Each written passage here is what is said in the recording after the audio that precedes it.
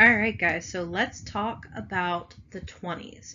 So, the 20s were a really interesting time period because we tend to think of it like this, right? We think of the flappers and the maybe slightly illegal drinking and partying, things like that. We think of it as a really kind of happy time, but on the other side of the coin, we have this. We have a lot of tension.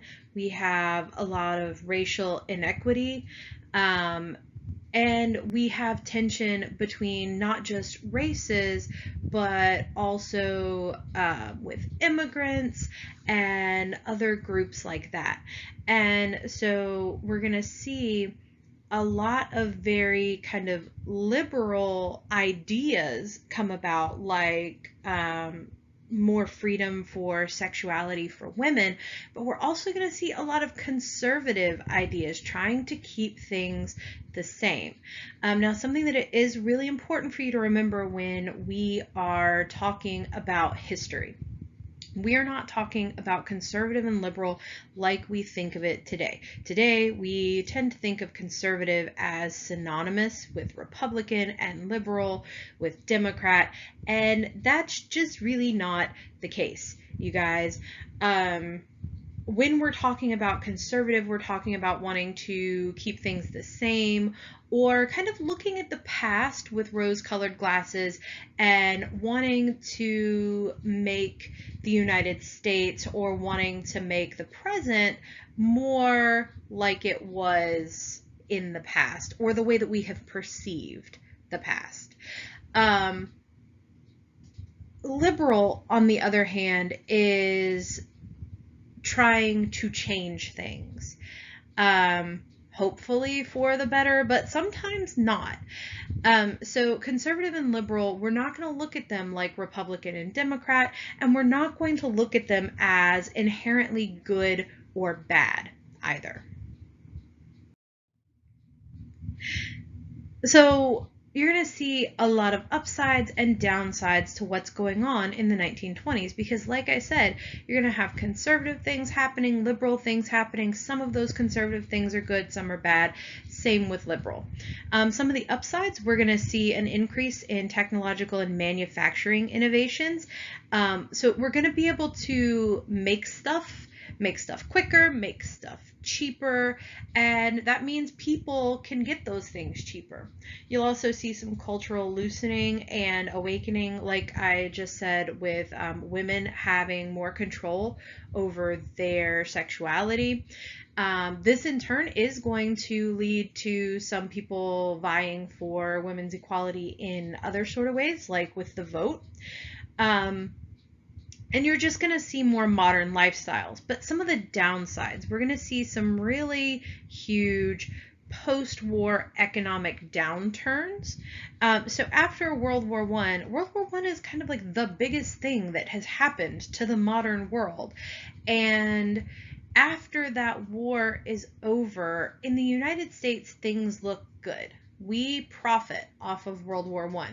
But internationally, there's a depression going on, and eventually that's going to catch up to the United States as well.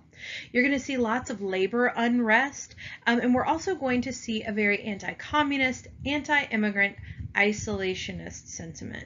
So we see after World War I, Russia turn into a communist state. And even though we were technically kind of sort of allied with them during World War I, we're not going to be fans afterwards. Very similar thing is going to happen after World War II. So we're kind of worried about the development of communism. We're really worried, honestly, about any ism that isn't capitalism. So you're going to see this applied not just to communism, but to anarchism. Later on, we'll talk about fascism. That's real big in World War II.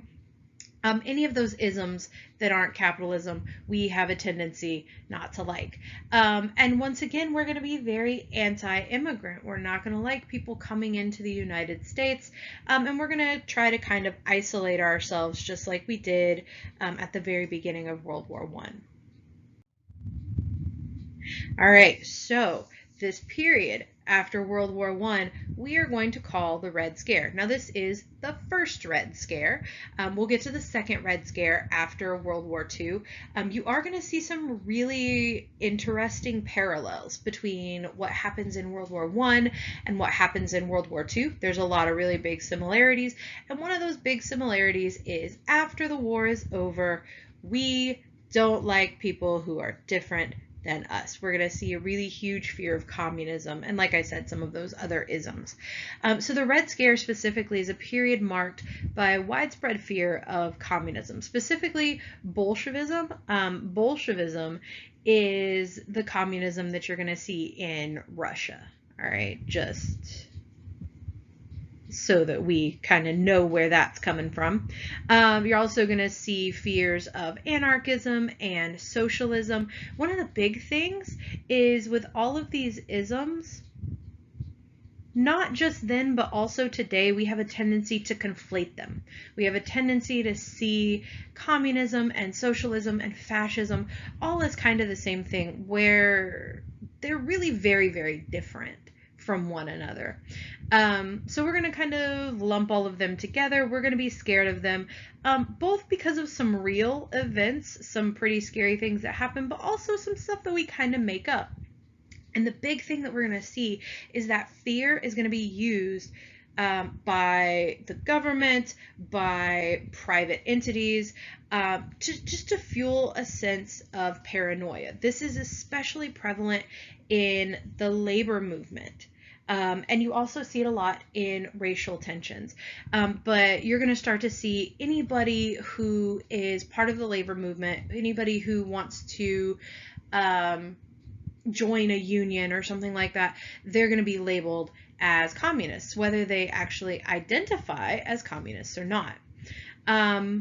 We'll talk about the racial aspect in just a second, but there are a few big things that kind of mark what's going on in the Red Scare, and one of those is the Palmer raids. So there's this dude, A. Mitchell Palmer. He is the head of the Justice Department, and he is going to conduct a series of raids, and they're intended to capture and arrest suspected radicals, which is good, right? You don't want people who don't like the United States or who are going to like blow things up, like basically terrorists. We don't want them running around, right? That's a good thing. The problem is that it's really hard to see physically if somebody is a communist. For example, I could be a communist. I'm not, just to clarify. But also, if I were a communist, that's probably what I would tell you, right? You can't see if somebody is a communist. You can't see if they believe in socialism. You can't see basically what somebody believes or what they think.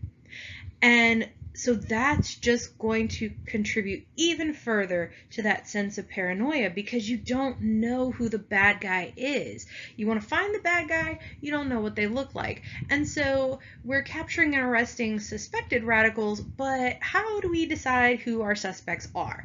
And so the Palmer raids are going to kind of build momentum, and they'll snowball a little bit, and a lot of people are going to be arrested basically just for being an immigrant or just for having a friend who is accused of communism, things like that. A really good example of this is the trial of Sacco and Vanzetti. These guys on the right over here, these are Sacco and Vanzetti. So they have a few things going against them. They're Italians, so they're immigrants, they're atheists, they're anarchists, and they're draft dodgers. These are all four things that in the United States at this point in time, things aren't going to go great for you if you're one of them. So if you're all four, it's pretty dicey, right? And so these guys end up being arrested and convicted of 2 murders in a very, very inconclusive case, largely because of the prejudices that are associated with the Red Scare. I just realized that says the Reed Scare. It's the Red Scare. I could go change it, but then I'd have to re-record this, and we're not going to do that. So that's the Red Scare. So these supposed murders actually happened at a time where one of the 2 men was selling eels at a fish market, and a bunch of Italians, a bunch of people who were at the fish markets, they're going to come and testify saying, well, he couldn't have been there. I know he couldn't have been there. He was here. And the judge and jury don't take these people seriously because they're Italian. So obviously they're going to lie for each other. This is a problem that you see throughout American history in our justice system. It's supposed to be unbiased. You're supposed to be innocent until you're proven guilty, but that's not always necessarily the case, and it definitely wasn't the case with these guys. It was very, very inconclusive. Now, I'm not saying that they didn't commit these murders. I don't know. I wasn't there, but the burden of proof is on the prosecution, and because of when this happened and who these guys were, the burden of proof wasn't met, but they were convicted anyway. Alright, so this is a video that I want you guys to watch. It's about Sacco and Vanzetti. It'll give you a little bit more information than I gave you on the last slide, and it'll also help to kind of illustrate how these guys are symbolic of the way immigrants or suspected radicals were treated during this period of time.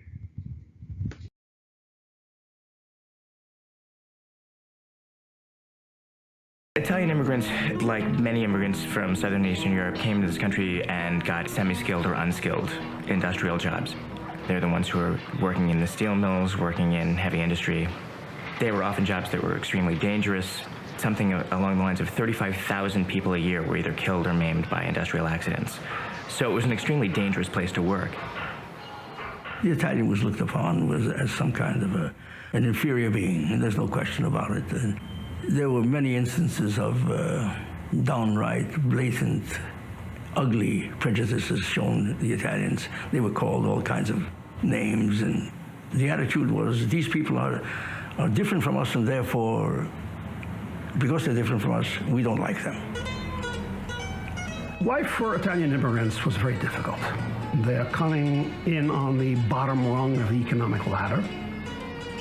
They are viewed largely with contempt and disdain. So fitting in, acclimating into American society was very difficult. I mean, the terms Guinea, Wop, Dago, they don't appear out of nowhere. This is a reflection of the contempt with which they were viewed by mainstream.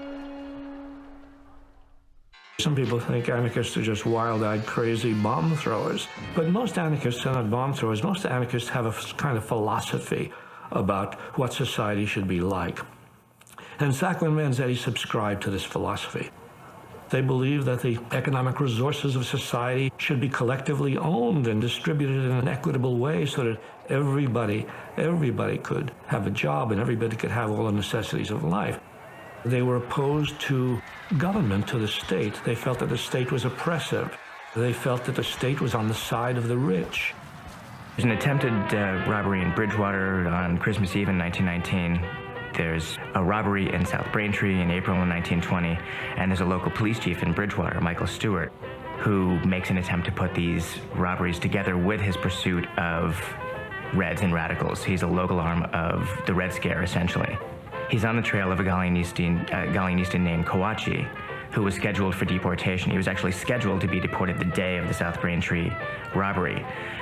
And Stewart shows up at his house, and Kawachi looks suspicious to him. He has a roommate named Boda, actually Maria Buda, who has a car that's being repaired at a local shop.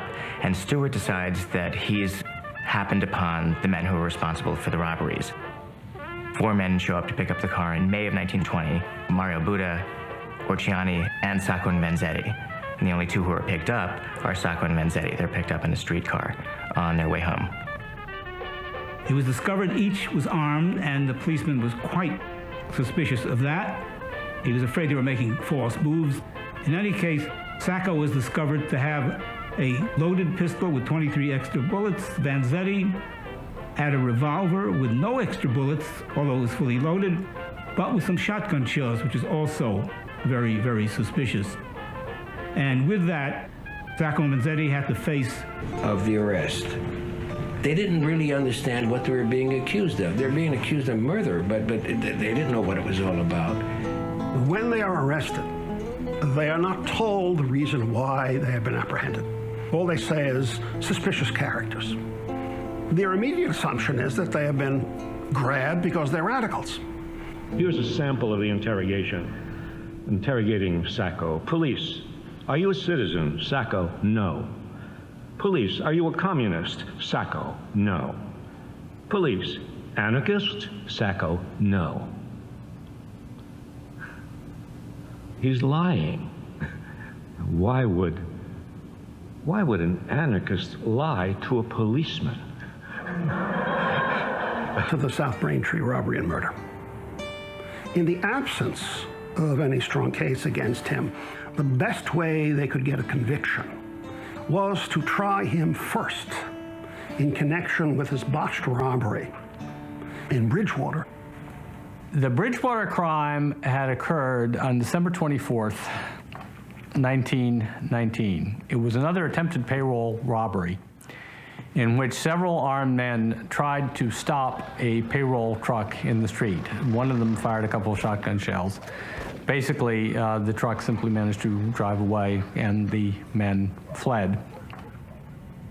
There's very little evidence in this trial against Vanzetti. He has a very distinctive handlebar mustache, and it's very difficult to find witnesses who will testify that they saw him. And in fact, his defense attorney is able to put over a dozen witnesses on the stand testifying that they saw Vanzetti on the day of the robbery. On Christmas Eve, Italian families traditionally eat eels. Vanzetti is a fish seller. He spent all day on Christmas Eve selling eels to the Italian families in his neighborhood. So something like 13 or 14 different people testified that they either bought eels from Vanzetti that day, or in the case of Beltrando Brini, testified that he sold eels with Vanzetti all day that day. All of the witnesses who are testifying on Vanzetti's behalf speak Italian. They all need translators, and the prosecutor, Frederick Katzman, just dismantles them on the stand. These eyewitnesses were simply ruled unreliable. And why? Because they were Italians. They were, how could you believe an Italian testifying about an Italian? You can only believe an Anglo-Saxon testifying about an Italian, especially when you're talking to an all-Anglo-Saxon jury and an Anglo-Saxon judge. The presiding judge in the trial for the Bridgewater botched holdup was Judge Webster Thayer. Vanzetti, at one point, referred to Webster Thayer as a cobra and a black frock. That about sums it up. He detested foreigners, had an absolutely pathological hatred of radicals, and perceived himself as a kind of St. George who was going to battle the Red Dragon. There was no possibility of this man conducting himself in an impartial manner. And he convicted or sentenced Vanzetti just for the attempted robbery. And the sentence was something along the lines of 15 years, which was just an unheard of sentence for someone who'd never been arrested, much less convicted of a crime. The Bridgewater conviction certainly persuaded Katzman, I think, that he might get a murder conviction as well in the South Braintree trial. And now that Vanzetti was branded a guilty man, that was going to help too. Are they guilty or are they innocent? But in this justice system, as we've constructed it, the important issue is, are they innocent until proven guilty? And in this case, clearly they were not. In July of this year, two bandits, Sacco and Vanzetti, were convicted of murder in the first degree by a jury of the Norfolk County Court. Their trial was entirely fair. The presiding judge specially cautioned the jury not to allow the fact that the defendants are Italians to influence you or prejudice you in the least degree. In short, every right was granted to the defendants. But Sacco and Vanzetti belong to a sacred class. They are communists. All over Europe, apparently, the various congeners of the Bolsheviki are going to howl against a fictitious injustice. At least their sentimental sympathizers in this country might be awakened into common sense. Or do they really wish that a person clothed with the sublime character of a communist, an anarchist, or even a socialist shall be exempt from the jurisdiction of the criminal courts? The New York Times. I think it's important to remember this case because of what it suggests about the United States. We pride ourselves on being a nation of immigrants, on the American dream, being available to everyone who comes here and wants to pursue it. And there are moments where we don't live up to that ideal. There are moments where we fail. And I think if we forget our failures, then we're in serious trouble. I think one of the reasons that the case has lasting meaning is because it speaks to issues that remain alive today. The Department of Justice is waging a deliberate campaign of arrest and detention to protect American lives. Critics still say the Department of Justice is casting too wide a net, trampling on civil liberties to ensure safety. Unfortunately, in the American justice system, who you are and what you believe has enormous importance, especially during periods of perceived crisis or real crisis. This is a nation that's often poised to overreact. It's tragic, but it's true. Who you are matters in this country in terms of what sort of justice you'll receive. Well, it sort of gets into the guts of American society. It exposes realities that many people would like to forget. This is a case which is about political intolerance. This is a question about racial prejudice. It demonstrates aspects of American society that then and now still persist. If you espouse the wrong political views, if you are not a conformist, the chances of you getting a fair trial are substantially diminished. And if Italians are no longer looked upon with the disdain and contempt they were in 1920, they've been replaced by other ethnic groups. You know, the case resonates with me so deeply because it is so inspiring to see these two men and how they bear themselves in a situation where they have been so cruelly dealt with, how they maintain their dignity and how they maintain their ideas. And it brings to light so much about America, about patriotism, about what it really is and what it shouldn't be, and the need for a new society in which the existence of men like Sacco and Vanzetti and their dream of a truly democratic, egalitarian society remains alive.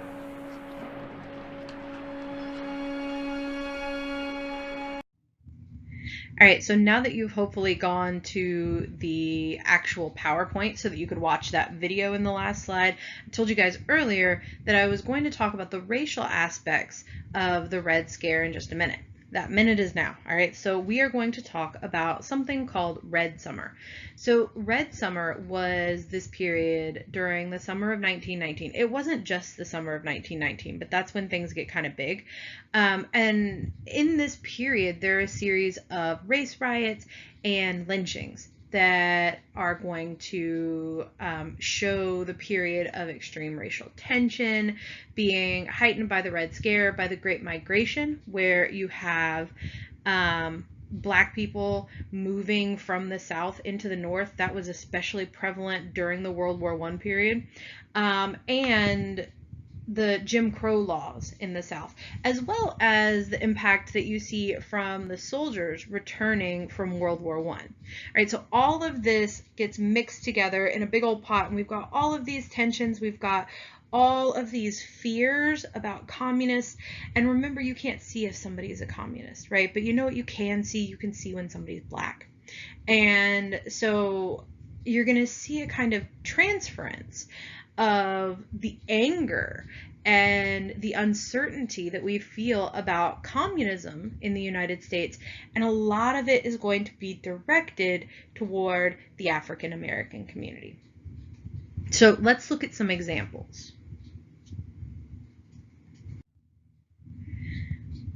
One major example is the Chicago race riots. So the Chicago race riots start when a white man is throwing rocks at Black swimmers on a Lake Michigan beach. All right, so there technically wasn't any sort of official segregation in the North, right? That was a South thing.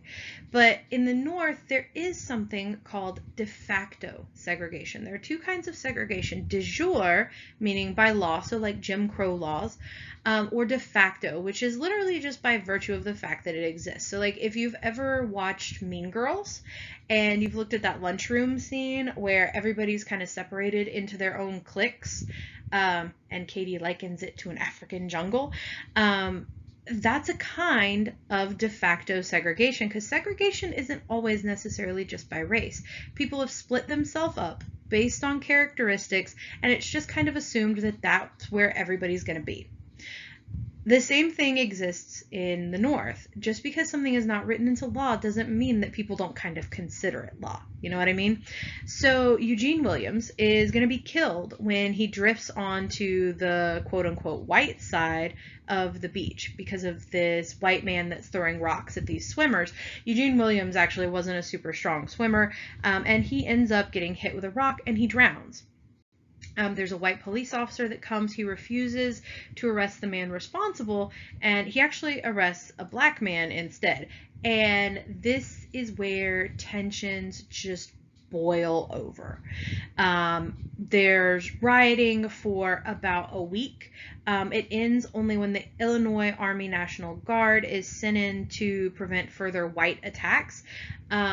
So I want you guys to take note of that.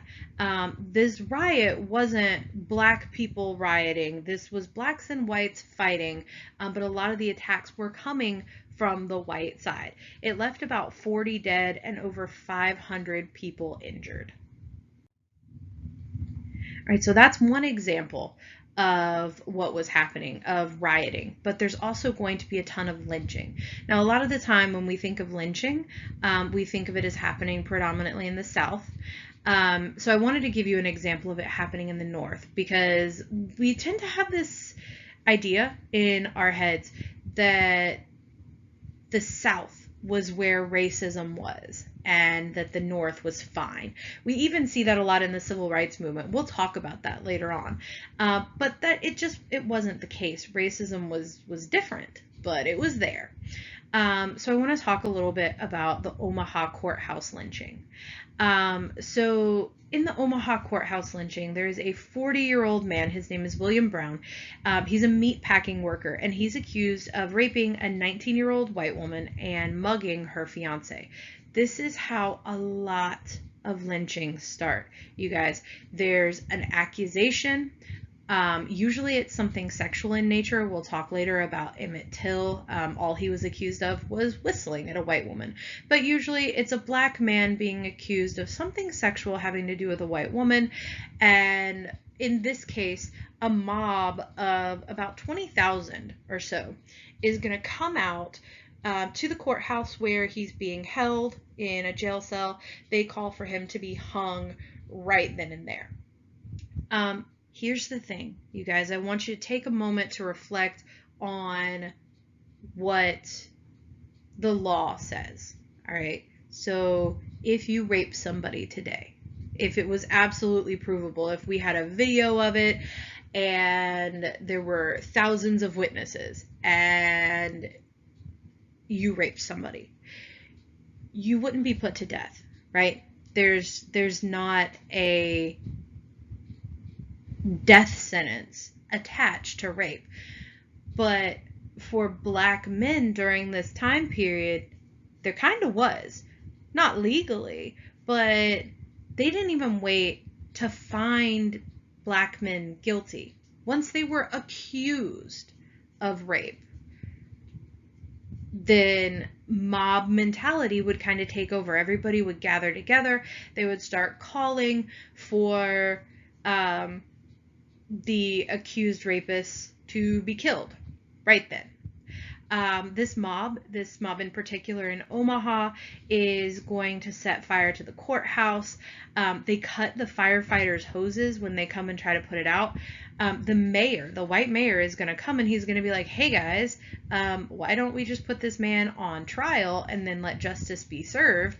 And the mob gets mad and they actually string him up from a light post. Now, he's pretty quickly cut down. He is not actually killed in this, but just for disagreeing with the mob, he is nearly murdered. Now, Will Brown himself is eventually going to be thrown out of the 4th-story window. It's unclear exactly who threw him out. Some people say it was other prisoners. Some people say it was the police officers who were still inside. Either way, it was people who were probably going to be burned alive if they didn't throw him out of the window, because, again, they set fire to the courthouse and they cut the firefighters' hoses so that the fire couldn't be put out. So Will Brown, he is thrown from the 4th floor. He's stripped, he's beaten, then he is hanged and shot. After all of that, his body is attached to a car and driven around downtown Omaha. His remains were then burned and hung up for everyone to see. And you can see in this picture, we have this entire group of people, this mob, posing with what you may or may not recognize as a body that is still on fire. Things like this during Red Summer are happening all throughout the United States. The Tulsa race riots are another great example. We're not going to go into everything. The Tulsa race riots are probably some of the very worst, and I want to say the largest. But these were happening all over the country. I wanted to talk specifically about this one though, because you see this picture. This picture is something that there are a bunch of them all over the internet, a bunch of different, it seems basically like everybody crowded around, took a picture, and then people would move so that other people could get their picture taken. It was almost like a very, very horrible photo booth. And after all of this, the pieces of the rope, pieces of wood were actually sold as souvenirs, a lot of the time by kids that were present at this lynching. So that's one of the reasons I wanted to touch on this one specifically, because we have this photograph that we can take a look at. This is a primary source. So if you've been struggling with exactly what a primary source is compared to a secondary source, I'm telling you about the Omaha courthouse lynching. My interpretation and what I'm telling you about it, what I've learned about it that I'm giving to you, that's a secondary source. This picture is a primary source. It was taken at the time of the lynching, and it gives us a lot of information. We can see that these people are gathered around while the body is still burning. You can see that people are smiling for this picture. You don't really see any remorse or anything like that. In the South, one of the most prominent stories that you'll hear, especially in Georgia specifically, is about the lynching of Mary Turner. And this happens again during the summer of 1919-ish, around that Red Summer period. So 19-year-old Sidney Johnson worked as a debt laborer for Hampton Smith. So this is kind of like sharecropping, but he owed a debt, so he was working for Hampton Smith. After he paid his debt, though, Smith expected him to continue to work. When Johnson said, "Nah, I don't think so," and he didn't show up for work, Smith assaulted him. Johnson later shot him for it. All right, so this 19-year-old black man shot the landowner that he was working for. A mob is going to form to search for Johnson, and over the next week, 13 innocent people are murdered in Lowndes County, Georgia, as a result. One of those people was Hazel Turner. He was questioned and he was lynched, left hanging with his hands shackled for 2 days, right? Hazel Turner was married to Mary Turner. Mary Turner maintained that Hazel had nothing to do with the shooting of Hampton Smith, that he hadn't known where Johnson was or anything like that. She maintained his innocence, and she said that she would bring the men involved in his murder to justice. The mob decided to teach her a lesson. Now, supposedly, she was 8 months pregnant. The mob, according to stories, hung her by her ankles, covered her in gasoline, and burned her. They supposedly used a hunting knife to cut the baby from her body and stomped it into the ground, then shot hundreds of bullets into Mary Turner's body. So this is one of the most horrific examples of a lynching, but also an example of a lynching of a woman. And you can see how that mob mentality plays a part. You can see how things kind of spiral. One man shot another man. Not saying that Sidney Johnson was right there or anything, but when he shot Hampton Smith, it started this spiral. It started a mob that was searching for Johnson, that was killing people pretty indiscriminately trying to get to Johnson, and that ended up in the murder of a woman and her baby. All right, so now is the perfect time for the KKK to come back, right? Great time for them to make a return. We're seeing all of this racial tension. We're seeing all of these lynchings and rioting happening. And so the KKK is going to be reborn on top of Stone Mountain in Georgia. One of the big rallying points for the KKK is a movie that comes out during this time period. It's called Birth of a Nation. Now, Birth of a Nation is perhaps the worst movie that I have ever watched. It is a 3-hour-long silent film in which the KKK are basically the heroes. So people start to watch Birth of a Nation. They start to be a little bit sympathetic toward the KKK, which has all but disappeared after Reconstruction. And this new KKK is, they're going to get people into it, you guys. It's not just going to be some white dudes who are kind of policing the neighborhood.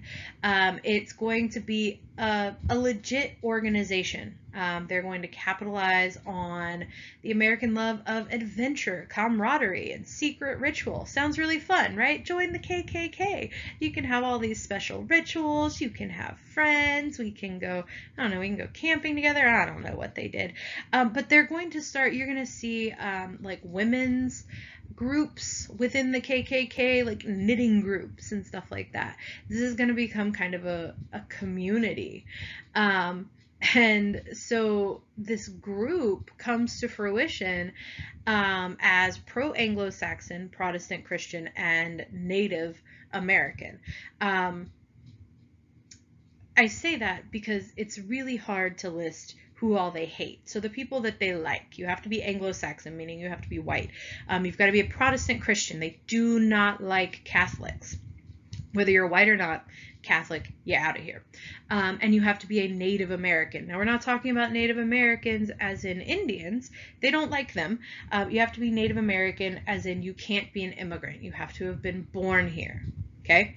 Bottom line, they hated more people, and they wore these sweet white hoods. All right, those white hoods that we are going to grow to know and love, especially during the 1960s, right? So the KKK is officially back, and they're going to wreak more havoc. I also want to take just a second to look at this nice little timeline graphic that we have going on here. So there are 3 different colors of dots, right? So we have schools, monuments on courthouse grounds, and other sites, including monuments. All of this has to do with any sort of Confederate memorialization. So schools that are named after Confederate war heroes, monuments, statues, things like that, right? There's a pretty big debate going on right now having to do with these monuments, having to do with the Confederate flag. Here's the thing, you guys, it does not matter what side of the argument you're on, okay? Historically speaking, looking at this, it doesn't matter what your opinion is. You can have whatever opinion you want.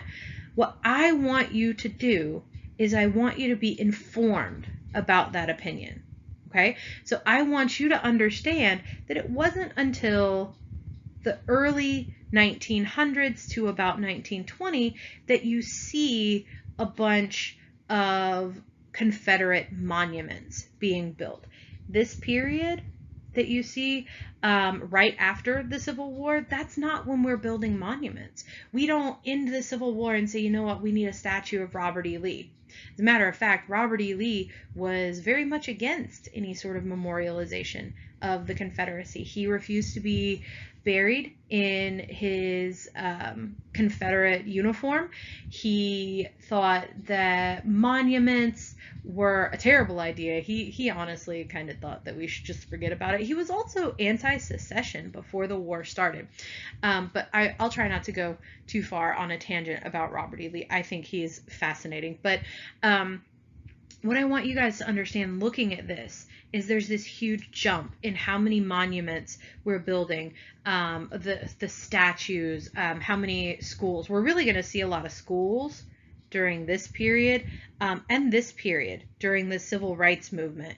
But you see this huge jump in the memorialization of the Confederacy, and it's going to kind of coalesce with the resurgence of the KKK and Red Summer. So all of these racial tensions, that's when you start to see these monuments being built. All right. I just want you to have an understanding of the fact that we have a tendency to build monuments, to name schools after the Confederacy, to put the Confederate flag on official state flags, things like that, during periods of racial tension, rather than during periods of loving the Confederacy, if that makes sense. All right, so I also want you guys to watch this. I'm actually going to play it in the video. This is a piece from Birth of a Nation. I think that it's hilarious. It is the supposed formation of the KKK. And like I said, this is a silent film, so don't worry, I'll narrate for you. All right, so we have our founder of the KKK. He's just sitting here wondering what he should do about black people. All right, so then these children come along and they hide. Hold on, they'll hide in a second. There you go, they hide.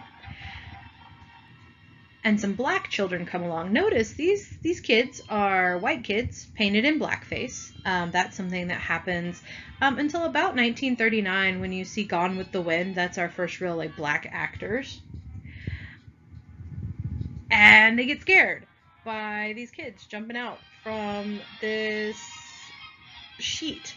That only leads me to believe that they think that black people are scared of ghosts. I don't know. But he has this inspiration. So this is, I guess, where you get the sheet over the face. He's very proud of himself. He's come up with the KKK. The Ku Klux Klan, the organization that saved the South from the anarchy of black rule. But not without the shedding of more blood than at Gettysburg, according to Judge Torgey of the Carpetbaggers. Now, we've talked about carpetbaggers before. We've talked about the perception of carpetbaggers. And so you see in Birth of a Nation this perception of the KKK as saving the South and as the only people standing between law and order and anarchy.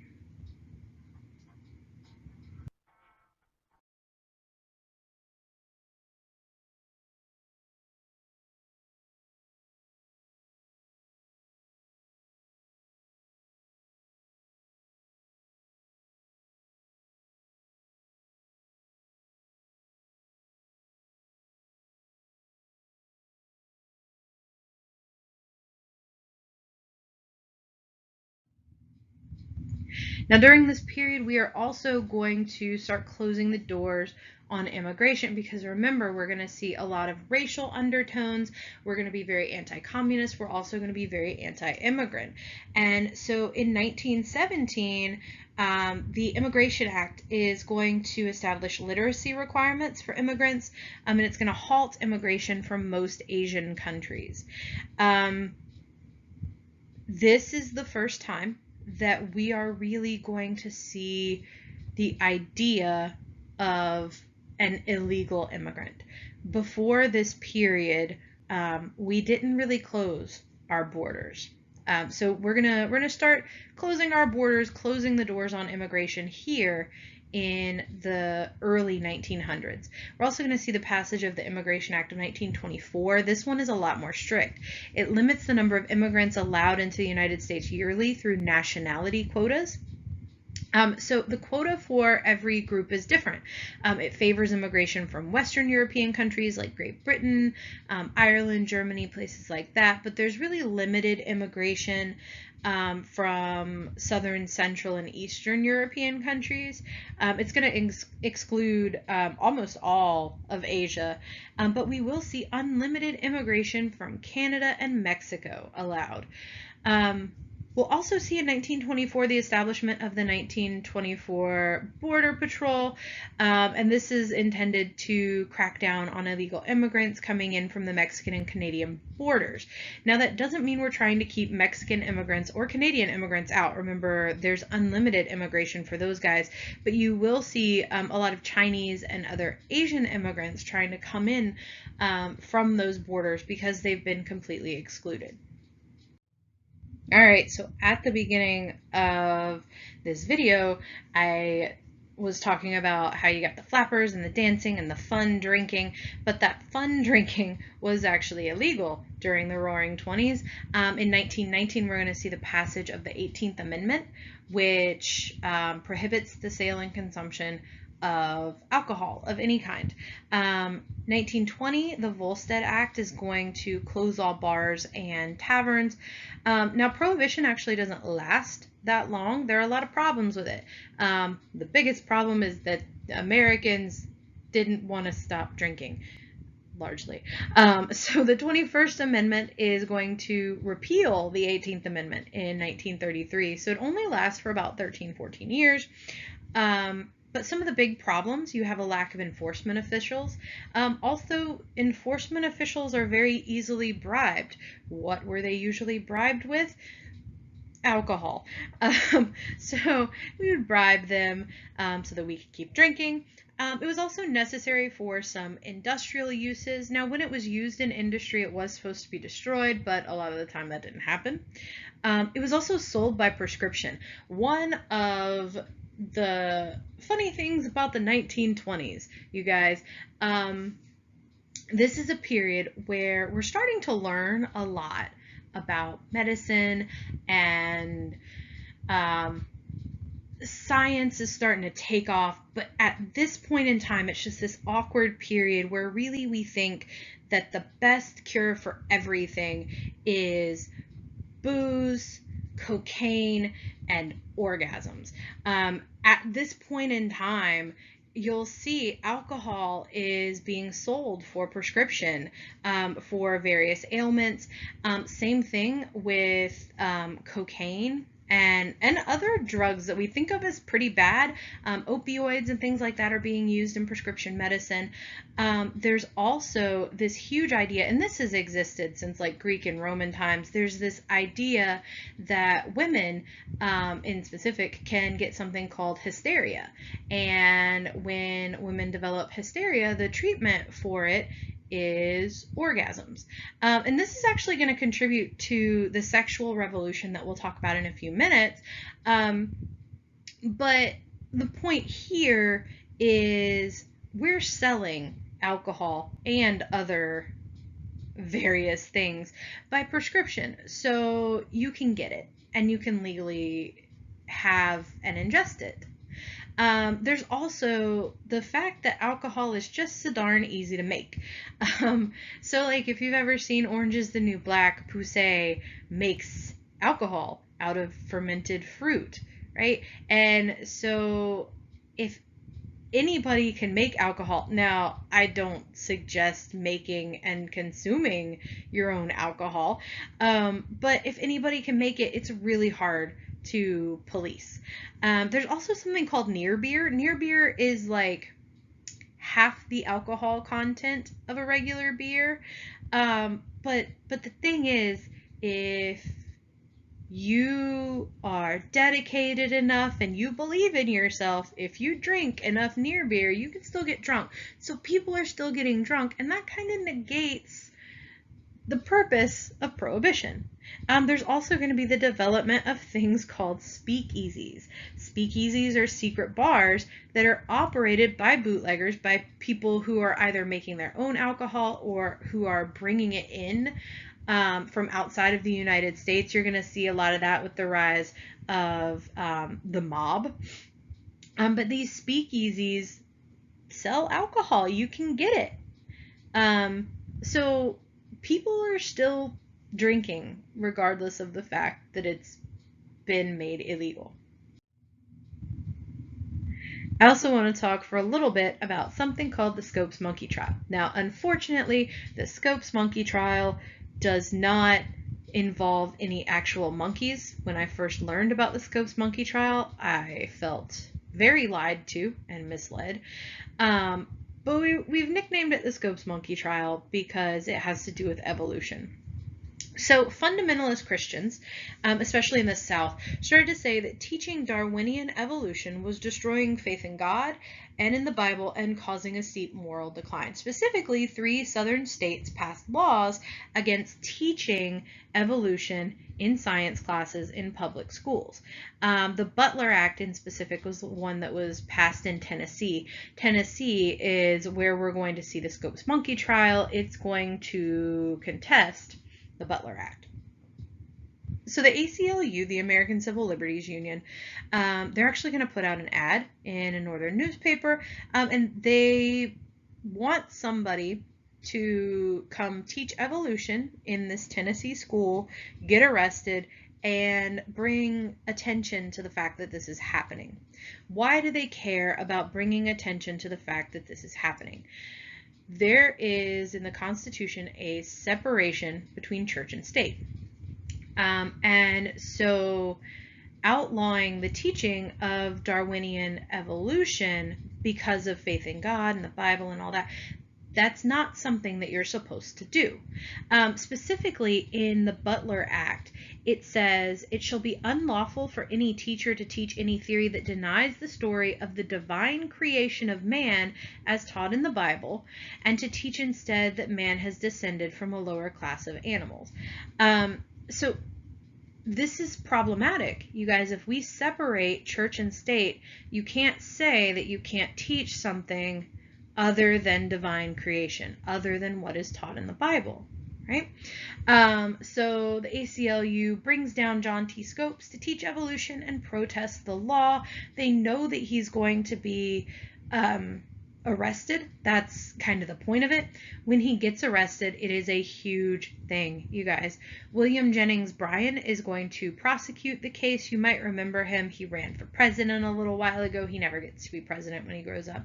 He is a very famous fundamentalist Christian. Clarence Darrow is going to argue for the defense. And there's actually a link down here that I really want you guys to watch. I want to say this is the drunk history. I'm pretty sure that's what I put down here, but it's got a little bit about the case, the trial in and of itself. One of the big things that happened during this trial, William Jennings Bryan kept getting Clarence Darrow's expert witnesses thrown out, and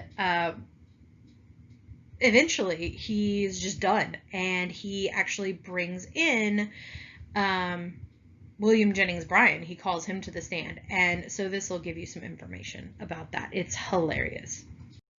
All right, so let's talk about the culture of the 1920s, because that's mostly what we hear about.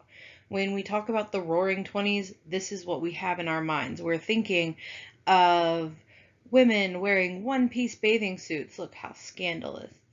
Right above her knee. That guy's actually measuring how far above her knee her bathing suit is. You think of flappers and, like I said before, drinking, things like that. So the 1920s, even though we had kind of this undercurrent of fear and tension, for the most part, the culture had more to do with with things like this. So you've got the radio revolution happening.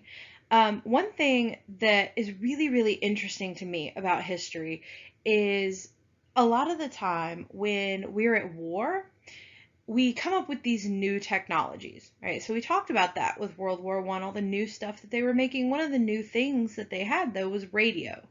And after wartime, when we can no longer use those things that were making us money during the war, we figure out a way to use them within society. And so people start getting radios in their homes.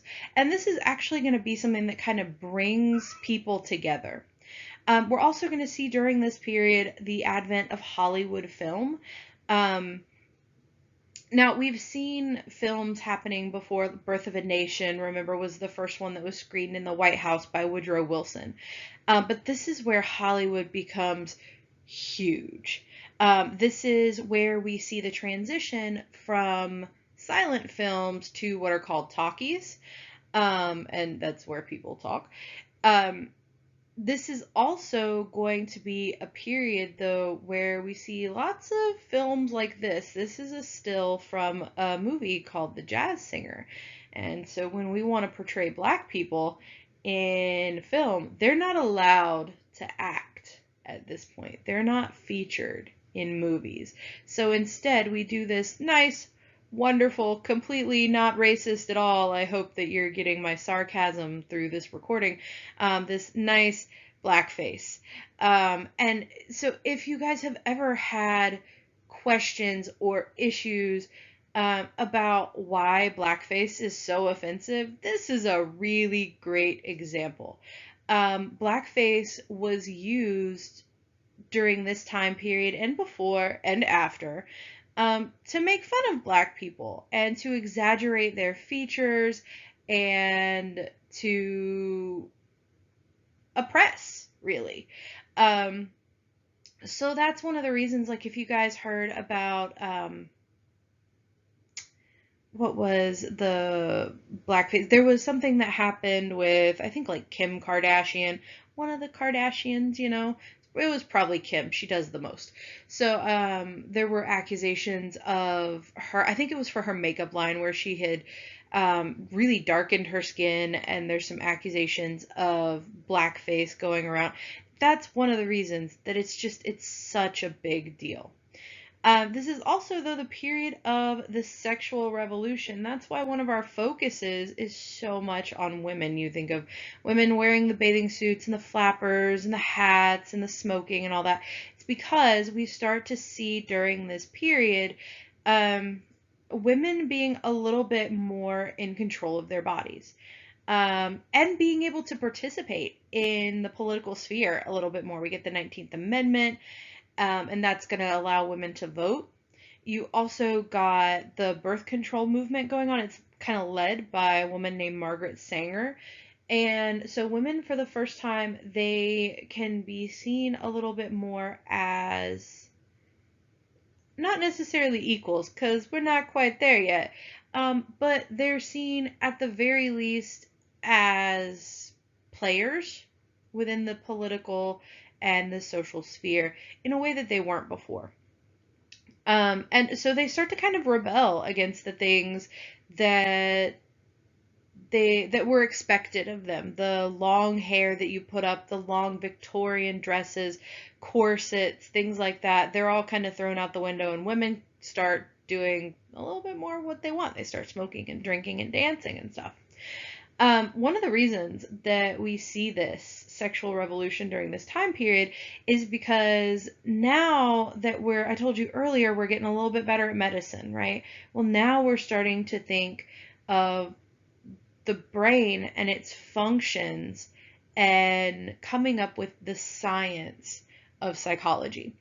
And before this, people were really, if you were deemed to be insane, you were just kind of thrown in a sanatorium and we forgot about you.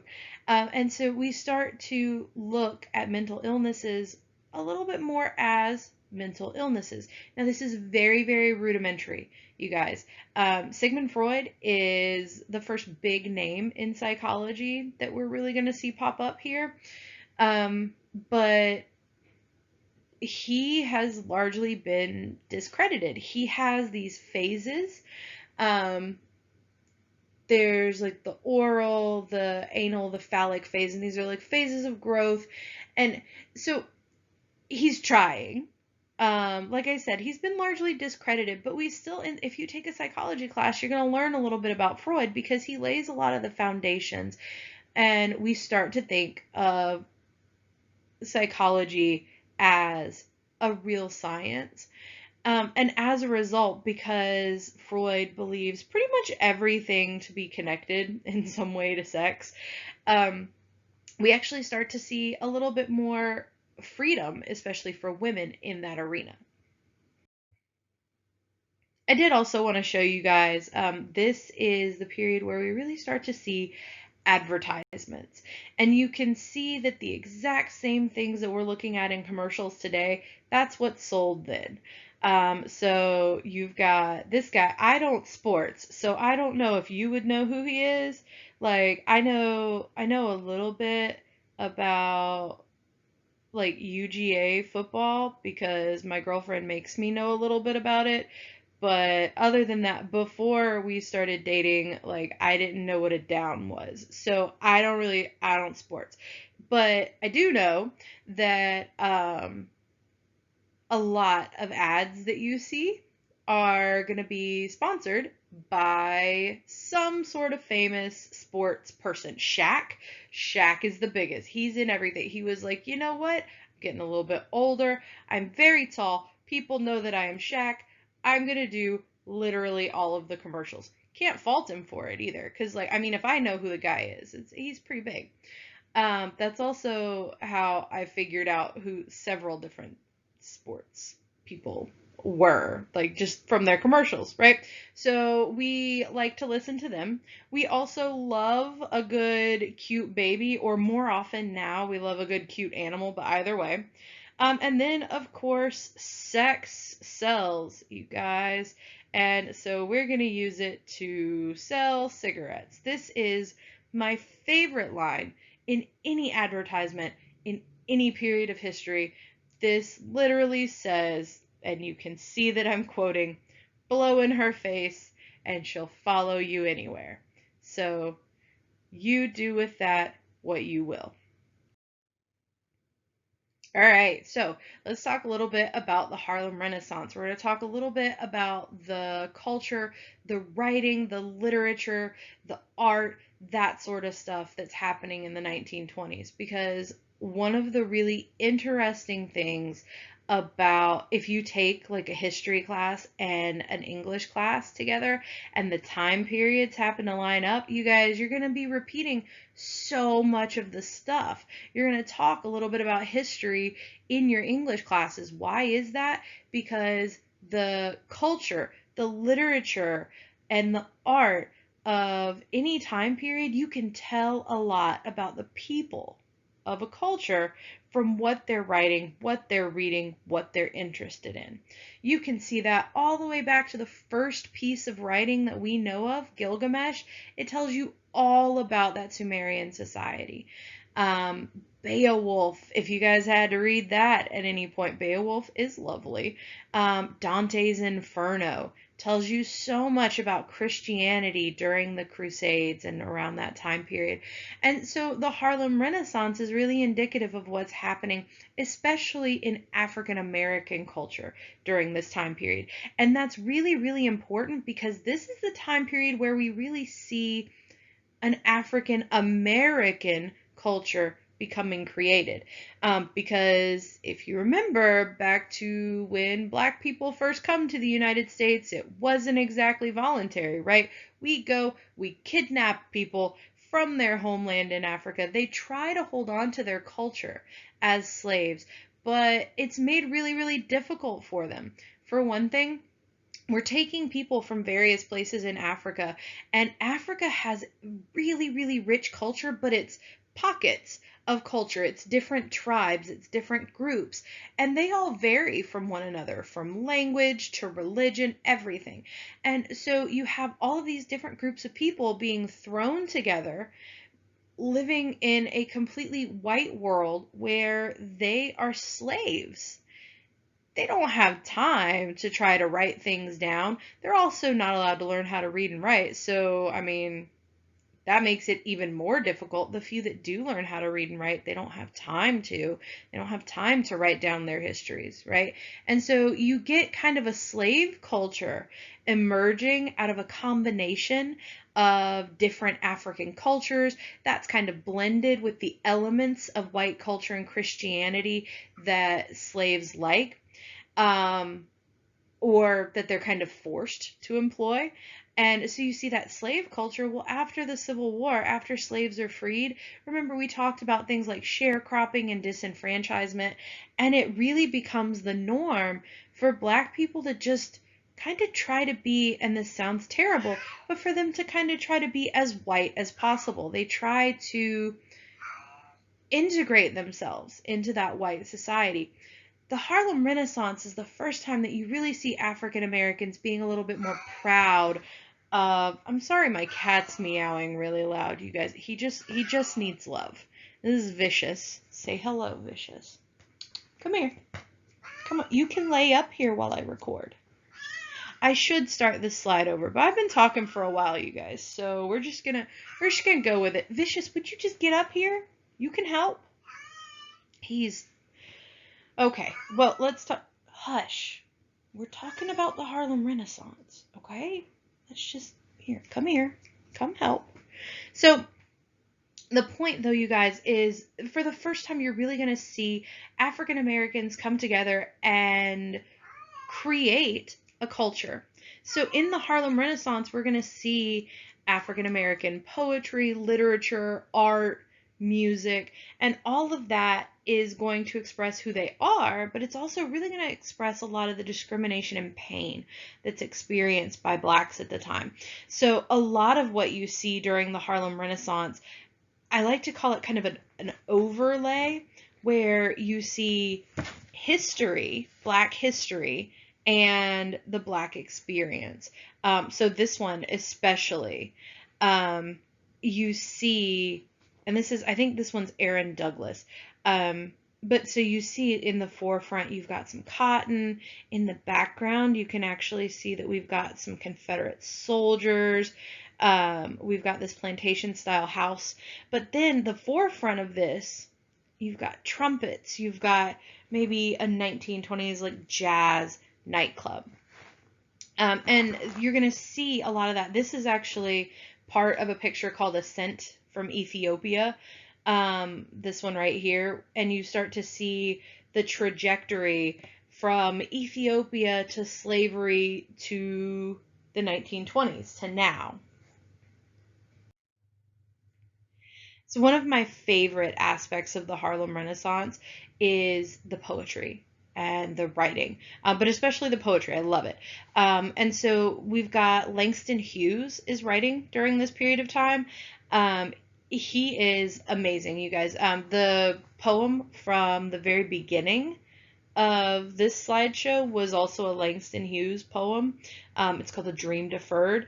This is one of my favorites to show classes as far as like history wise, to show you that kind of overlay. It's The Negro Speaks of Rivers. And so you can read through it real quick, but we're talking about obviously rivers. But it's a little bit more than rivers. You know, poetry, there's always a little bit more.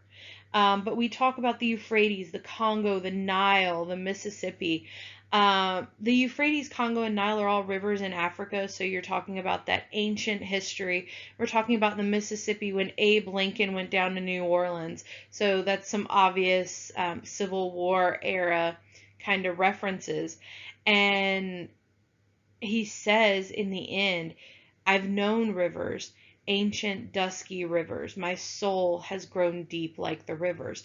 And this poem is really about the collective African American soul, that collective experience, the things that have happened to Black people in general, and how that's made them who they are. Another element of the Harlem Renaissance is jazz. Jazz was huge in the 1920s. And one thing that you're going to see that's kind of cool is one of the defining elements during this period, this jazz music, it's also going to be one of the things that starts to bridge the gap between black and white. And music does that all throughout history. You can't see who is playing something on the radio, right? You don't know if they're white or black. And so you start to see, at least within music, within that field, less hate. So jazz music becomes really popular after World War I. We're very tense and upset after World War I. We kind of want to just let loose, right? It's also really interesting how jazz music comes to be, because African American music in general has a very rich history. You can trace it from Africa. You're going to see African music being transformed into slave spirituals. It's a little bit different because the slave experience is different than the African experience, and because they don't have all of the same instruments and things like that, and because they're, again, putting all of their cultures together. And so we get slave spirituals. That's going to grow into jubilees and blues. Blues are really popular at the beginning of the 1900s. That becomes jazz. Later on, you guys, jazz is going to turn into rock and roll. It's going to turn into R&B. And from all of that, you're going to see the emergence of hip hop, and of gangster rap even. I've written a paper on the evolution of African American music and the elements that you see in African music. Heavy bass beats and a lot of like instrumental sort of stuff. You can see that reflected in rap music. You can see one of the big things that you see in African American music, in jazz and things like that, is the telling of a story. So for example, if you've heard the song Murder on My Mind, it seems like it's really surface level. This dude is just going around, he's killing people, he's thinking about murdering people. If you look at the lyrics a little bit more closely, that's not what it's about at all. He's not a murderer. He's kind of an accidental murderer. He kills somebody. But it's not that he's going around thinking about killing people all the time. He's going around carrying that guilt, carrying the knowledge that he did kill somebody. And it's a story. And I know that I'm kind of like looking real hard at a fairly recent song, and you guys are probably like, that's a little bit ridiculous. But if you look at the history of African American music, there's a lot like that. You see a lot of surface happiness with a really deep, rich story underneath it. And you really see that with jazz. There's not a whole lot of lyrics in jazz music initially, but it does have the big band kind of feel. There's lots of trumpets, big sounds that really come from African music. There's also another big cultural, artistic movement during this period. We call them the Lost Generation. These are authors that came of age during World War I. So they survive the war, but they kind of lose a lot of their idealism, so they're looking for new forms of expression. For them, their inherited values, the things that they were taught growing up, they're no longer relevant in this post-war world. And so as the majority of the country is going to go back to materialism, to consumerism, buying a bunch of things, and trying to go back to normal, back to the way things were, these guys are kind of like, we can't go back to the way things were. So they focus on hypocrisy and kind of a loss of innocence and a loss of romanticism. A really great example is The Great Gatsby. I know that pretty much everybody was required to read that in high school, but I also know that pretty much nobody read it in high school. So if you know any of the plot of The Great Gatsby, it's a really good example of lost generation work. So is Ernest Hemingway, if you've ever read any of him. Another guy, though, that is really influential during this period is Robert Frost. So he's a lost generation poet. So if you've ever heard Stopping by Woods on a Snowy Evening, that's what this poem is. I put it up here because I feel like if you haven't read it, you should. And it seems on the surface, it's just about this dude going through the forest with his horse. He stops. His horse is like, weird, man. Why are we doing this? It's snowing. Brr, let's go home. But there's a lot of kind of existential dread happening here, cloaked by something a little bit more mundane. And that's something that the Lost Generation and the Harlem Renaissance really have in common. All right, so the last thing that I want to talk about is just before the bubble bursts. All right. World War I was so profitable for the United States. Like, we were doing the most. We made so much money. And for the rest of the world, not so much. It was pretty terrible, especially in Europe where everything's kind of ditches, France and Germany. So it doesn't work out so well for the rest of the world. It works out pretty great for us for a while because the rest of the world falls into a depression. And we can only sustain ourselves without an international economy that's working, that's functional for so long. So what we're going to see in the 1920s is something that we actually also saw in the Gilded Age, which is a lot of surface prosperity, where everything looks like it's good, but it's the rich people that have the money and the poor people aren't doing so hot.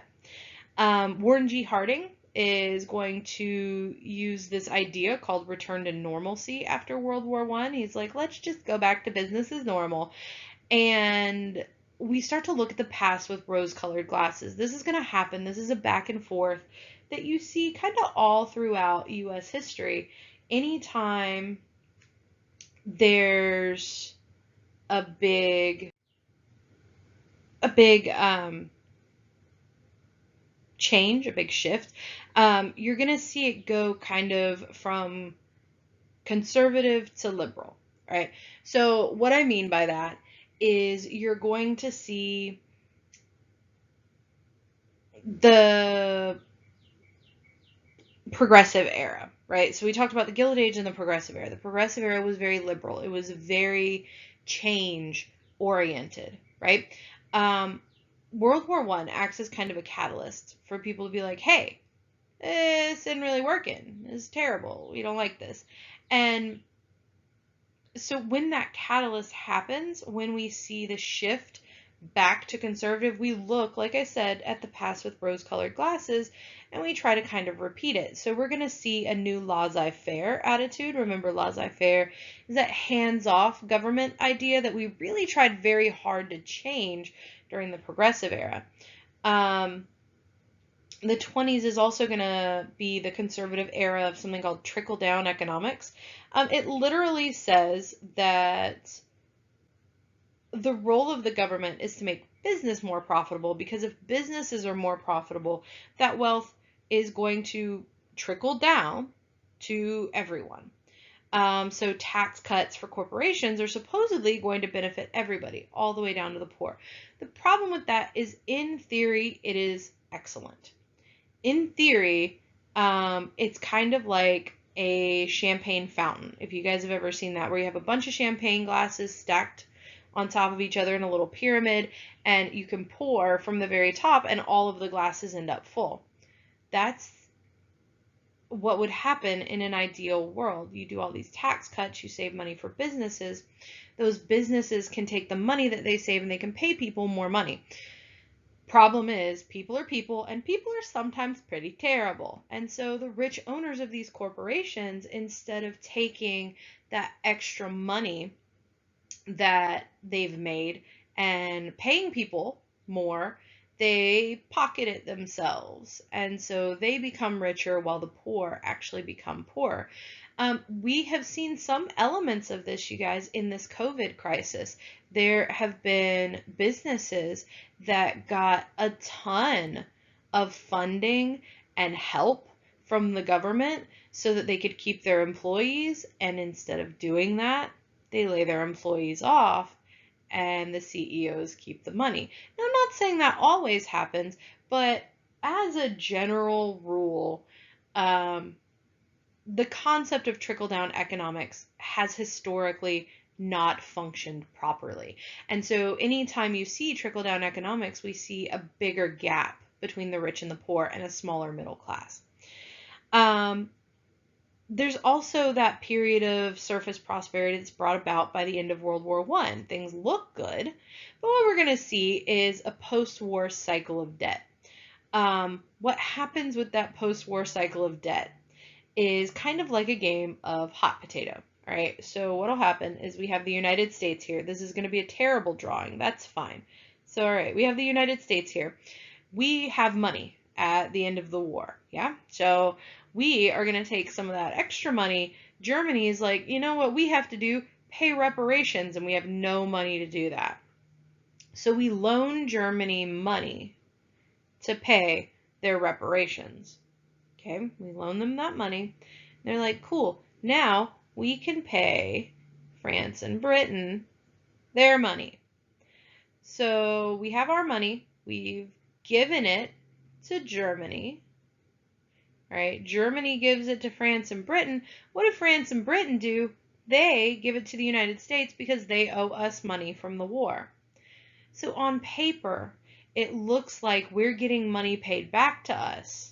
It looks like things are great, but really, it's like hot potato. We're passing this same, $20 bill around and around and around, and nobody's actually making any more money. It's the same money. That cycle is eventually going to burst the bubble of surface prosperity, and it's going to cause the crash of 1929. The crash of 1929 is kind of like the panics that we've talked about. All right, so we've talked about these panics before. This is another panic. As a result of the crash of 1929 and a bunch of other factors, we're going to enter into the Great Depression. Right? So the crash of 1929 does not actually cause the Great Depression. Just like the panics that we've talked about don't cause depressions, it's just kind of something that happens afterwards. All right? So I will see you guys next time when we talk about the Great Depression.